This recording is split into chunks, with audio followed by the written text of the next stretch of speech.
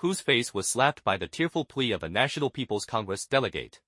This is Jersey's news commentary channel. During China's 2026 two sessions, one moment stood out with particular sharpness. Hubei NPC delegate Bi Lixia choked up while speaking.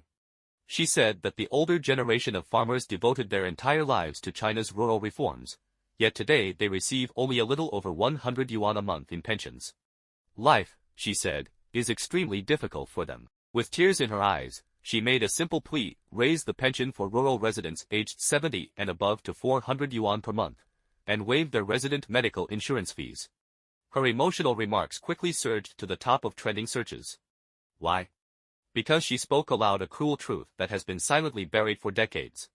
Let us first look at the reality. The minimum pension for urban and rural residents in China is currently 143 yuan per month. According to the government work report, it will increase by 20 yuan this year, reaching about 160 yuan. Converted into US dollars, that is a little over $20 a month, roughly equivalent to 3 hours of minimum wage in the United States. Now look at medical insurance. China's resident medical insurance contribution for urban and rural residents is about 400 yuan per year. For many elderly villagers, this amount represents money for vegetables, medicine, or winter necessities. Now consider another comparison. In Taiwan, the old farmer's allowance is roughly 1,700 yuan per month in RMB equivalent, and farmers also enjoy universal health insurance. People on both sides of the strait share the same language and cultural roots. They are all farmers who have labored their entire lives.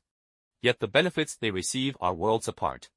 The absurdity is that the Chinese Communist Party repeatedly claims that reunification will allow Taiwanese compatriots to enjoy the same wonderful life as people on the mainland.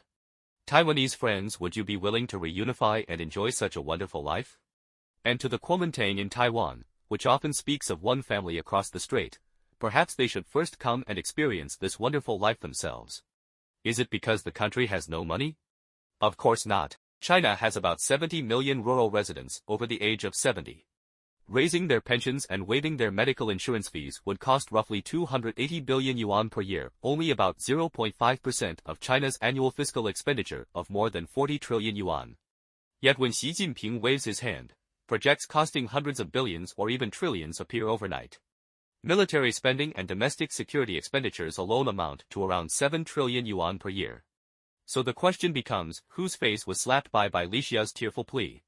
First, it slapped the face of common prosperity. If a country's farmers must still labor in the fields at the age of 90 just to survive, then common prosperity is nothing more than a complete deception. Second, it slapped the face of the slogan "the people first." If the people truly came first, the first to be protected would be the elderly, the weak, the sick, and the disabled, especially rural seniors who have no pension income. Instead, the system prioritizes insiders and privileged groups.